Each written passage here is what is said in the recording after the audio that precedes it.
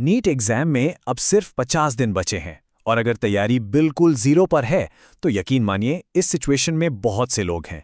इस पॉइंट पर आकर ऐसा लगना कि यार अब कुछ नहीं हो सकता और डीमोटिवेशन का हावी होना ये बहुत नेचुरल है। तो सबसे बड़ा सवाल यही उठता है कि अगर कोई आज से मतलब बिल्कुल जीरो से शुरू कर रहा है तो क्या यहां से 500 या 550 प्लस तक पहुंचना मुमकिन भी है? ये वो सवाल है जो इस वक्त हर उस स्टूडेंट के दिमाग में घूम रहा होगा। और इसका जवाब है हाँ, ये बिल्कुल मुमकिन है। पिछले साल भी कुछ स्टूडेंट्स ने ये करके दिखाया है, लेकिन इसमें कोई मैजिक नहीं है और ये आसान तो बिल्कुल नहीं होने वाला। इसके लिए चाहिए हर रोज 13 से 14 घंटे की एकदम फोकस्ड पढ़ाई और यही इस पूरे प्लान की आप कह सकते हैं नींव है। तो चलिए इस 50 दिन के चैलेंज के ब्लूप्रिंट को समझते हैं। ये एक बहुत ही रियलिस्टिक प्लान है कि इन घंटों का इस्तेमाल करना कैसे है और अगर इसे ठीक से फॉलो किया गया तो सिलेबस मार्च के आखिर तक पूरा हो सकता है। 14, जी हाँ, ये है वो मैजिक नंबर, हर दिन 14 घंटे। सुनने में ये बहुत ज़्यादा लग सकता है और है भी, लेकिन अगले 50 दिनों के लिए यही वो कमिटमेंट है जो ज़मीन आसमान का फ़र्क ला सकता है। अब सवाल ये है कि इन 14 घंटों को बांटना कैसे है। तो देखिए, एक सुझाव है कि कम से कम 5 घंटे बायोलॉजी को, 4 घंटे केमिस्ट्री को और 4 घंटे फिजिक्स को दिए जाएं। हाँ, इसको अपनी ताकत और कमजोरी के हिसाब से थोड़ा ऊपर नीचे किया जा सकता है, लेकिन एक रूल है जो नहीं बदलेगा। तीनों सब्जेक्ट्स रोज पढ़ने हैं। इससे बोरियत भी नहीं होती और फोकस भी बना रहता है। अच्छा, तो हमारा टारगेट क्या है? देखिए, हमें एक मिनिमम स्कोर का लक्ष्य तो रखना ही होगा। बायोलॉजी में 320 प्लस, केमिस्ट्री में 120 प्लस और फिजिक्स में 80 प्लस। ये टोटल बनता है 520, जो एक बहुत ही कॉम्पिटिटिव स्कोर है। और फिजिक्स में 80 नंबर लाना उतना मुश्किल नहीं है जितना लगता है अगर हम सही स्ट्रैटेजी अपनाएं तो। ठीक है, तो चलिए सबसे पहले बात करते हैं बायोलॉजी की। ये सब्जेक्ट हमारी नींव है, यहीं से सबसे ज्यादा स्कोर आने की गुंजाइश है और 320 प्लस का टारगेट अचीव करने का एक बहुत ही क्लियर रास्ता है। तो बायो के हर चैप्टर के लिए करना क्या है? ये एक सिंपल 4 स्टेप प्रोसेस है। पहला, एक अच्छा सा 1 शॉट लेक्चर देखिए। दूसरा, लेक्चर देखते देखते साथ में एनसीईआरटी पढ़ते जाइए। तीसरा, लेक्चर खत्म होते ही उस चैप्टर के पिछले 38 साल के पीवाईक्यूज यानी प्रीवियस ईयर क्वेश्चंस लगाइए। और चौथा, जो सवाल गलत हुए या जो नए पॉइंट्स मिले उन्हें वापस जाकर एनसीईआरटी में हाईलाइट कर लीजिए, बस।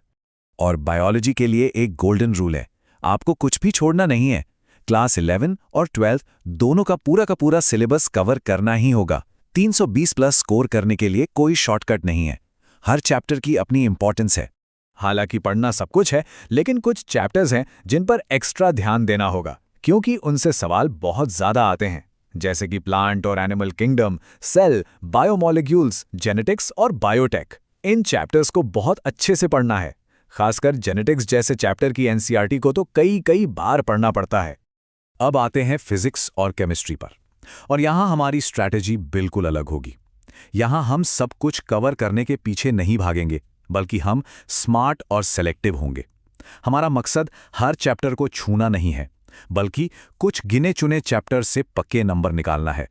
देखिए, फिजिक्स में हमारा टारगेट 150 या 160 लाना नहीं है, क्योंकि उसके लिए पूरे साल की मेहनत लगती है।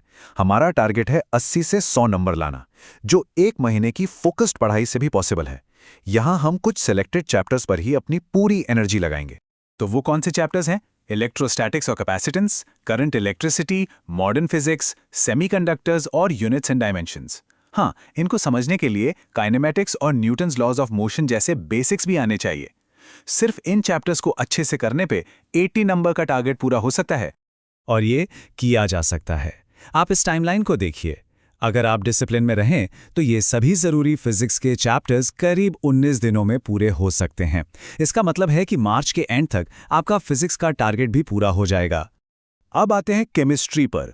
यहां 120 प्लस स्कोर करने के लिए हमें एक प्रायोरिटी ऑर्डर फॉलो करना होगा।